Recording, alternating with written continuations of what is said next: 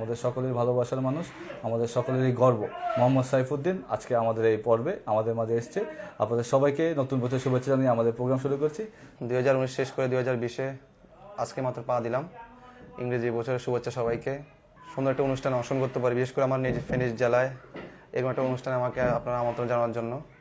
এই জন্য আমি এসে খুব আনন্দিত ফিল করতেছি। আমরাও খুব আনন্দিত। তো এই কারণে ইনজুরির কারণে হোক ফ্যামিলিকে একটু বেশি সময় দিতে পারছি, আর নতুন বছর শুরুটা ফ্যামিলির সাথে আছি, আর পাশাপাশি আমাদের এফসিসির বড় ভাইদের ছোট ভাইদের সাথে সময় কাটাতে পারছি। আর সত্যি বলতে বঙ্গবন্ধু বিপিএল আমরা জানি সবাইটা অনেক স্পেশাল একটা, হয়তোবা খেলতে পারতেছি না, অনেক খারাপ লাগে, বা যখন এন্ড অফ কেরিয়ার শেষে বলতে পারবো যদি খেলতে পারতাম বলতে পারতাম যে ইতিহাসের সাক্ষী হতে পারতাম। তো আনফর্চুনেটলি আসলে ইনজুর্ড এসব তো কারো হাতে নেই, তারপরও পার্ট অফ লাইফ, এগিয়ে যেতে হবে।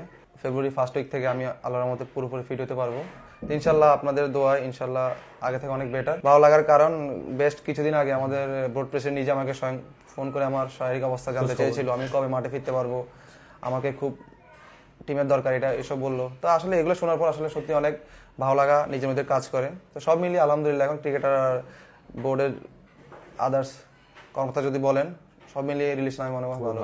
আমি যত বেশি পরিশ্রম করবো তত বেশি আমি সাফল্য পাবো।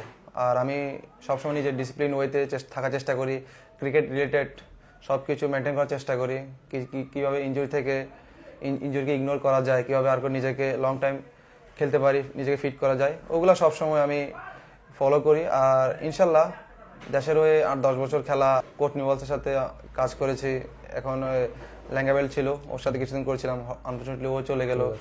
ড্রিম কখনো দেখিনি, বাট ডে বাই ডে যখন age level Dhaka premier league BPL খেলি তখন থেকে আমার স্বপ্নটা বড় হতে থাকে। আসলে স্বপ্ন আপনি যতই বড় দেখবেন তত স্বপ্নের কাছাকাছি যাবেন, এই জন্য আমি সবসময় বড় স্বপ্ন দেখি।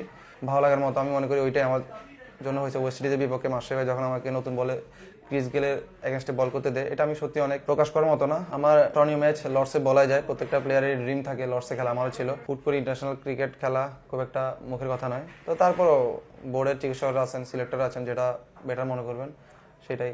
ওইরকমভাবে খেলতে পারিনি, নিজেদের মেল ধরতে পারিনি। তারপর আপনি দেখেন ভারতের মাটিতে গিয়ে ভারতকে টি-20-তে হারানো, হয়তো আমরা টেস্ট এখন আমরা ওইরকম ওয়ান ডে বা মতো খেলতে পারছি না, যদিও আমি খেলতেছি না, বাট আমি প্রত্যেকটা ম্যাচ বল টু বল দেখতেছি। সো আমি মনে করি যে এগুলোর বেনিফিট পাবে আর কিছুদিন পর, বা সামনে এশিয়া কাপ আছে, ওয়ার্ল্ড কাপ আছে। আসলে মাস্টার ভাইয়ের মেন্টালি স্ট্রংনেসটা আমার খুব ইন্সপায়ার করে। উনি আসলে এখনও এই বয়সে এসে এখনও এত ব্যস্ততার মাঝেও যে উনি যেভাবে প্র্যাকটিসে বলেন বা ম্যাচে ছুটে আসে, বা এটা আমি মনে করি যারা ইয়াং ক্রিকেটার পেস বলা বিশেষ করে সবাই ওনাকে ফলো করা উচিত। আমি তো ইভেন আমি এখনও করি, যতদিন খেলবো ওনার এটা মাথায় নিয়ে থাকবে। আর সাকিব ভাইয়ের কথা আসলে না বললে নয়, আমাদের এশিয়া মহাদেশের one of the best cricketer. আর আমাদের লাস্ট 10-12 বছর যদি দেখেন একটা না এরকম ধারাবাহিক পারফরম্যান্স সারা পৃথিবীতে নেই। তারপরেও যদি বলেন মিরাজ, যেহেতু আমরা সেম এজ অনেক বছর ধরে খেলে আসছে, ক্রিকেট অনেক, ও পাশাপাশি মোস্তাফিজ আছে, এদের সাথে খুব ভালো আন্ডারস্ট্যান্ডিং, 98 ব্যাচ যারা আছে, তো সব মিলিয়ে। আর এর পাশাপাশি রিয়াদ ভাই, মুশফিক ভাই, সবার সাথে তো আমরা মোটামুটি ড্রেসিং রুমে বা বাসার সময়, বিরাট কোহলি নো ডাউট আমরা জানি আসলে নাম্বার 1 ব্যাটসম্যান পৃথিবীর 3 ফরম্যাটে, যদি বলেন ব্যাটিং এ, ফিল্ডিং এ, ইভেন ওয়ার্ল্ড কাপেও লাস্ট অ্যাশেজ কয়েকটা সিরিজে সে দুর্দান্ত ব্যাটে বলেছিল। তো সব মিলিয়ে দুইটা প্লেয়ারেরই আমার খুব ভালো লাগে। আমি যখন 2008-9 সালে ক্রিকেটটা শুরু করি, ওইভাবে ভালোভাবে ব্যাটিং করার বা প্র্যাকটিস করার কোনো ফেসিলিটিস ছিল না। কখনো ফেনী কলেজ মাঠের বারান্দায় ব্যাটিং করতাম, পরে কিছু দারোয়ান বা সিকিউরিটিরা এসে বলতো চলে যেতে, দরজা নষ্ট হচ্ছিল। বাট এখন চেষ্টা করতেছি যে আমরা যেসব স্ট্রাগলগুলো করছিলাম, আপনি নিজেও জানেন, আমাদেরকে আপনিও অনেক কোচিং করিয়েছিলেন আমরা যখন ছোট ছিলাম। যেহেতু আমরা যদি ঢাকা, চট্টগ্রাম কয়েকটা বিভাগীয় শহরের পর যদি এক্সপেন্সিভ শহর ধরা হয়, সেটা হচ্ছে আমাদের ফেনী। বাট আমাদের ফেনী যতটা ডেভেলপ হয়েছে আদার্স দিক থেকে, বাট ওই তুলনায় আমাদের ক্রিকেটটা আগের জায়গায় স্থির হয়ে আছে।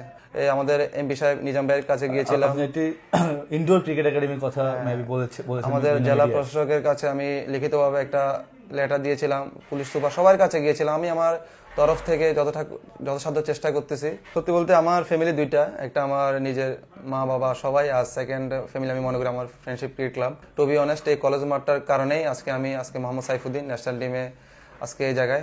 তো সব মিলিয়ে আমি ফেনীতে আসলে খুব এনজয় করি। বাসায় আমরা সবাই ফ্রেন্ডলি, খুব মজা করি, একে অপরকে একটু টিচ করি। আপু ছেলে আছে, ওর সাথে আমার বেশি সময় কাটে বাসায় আসলে।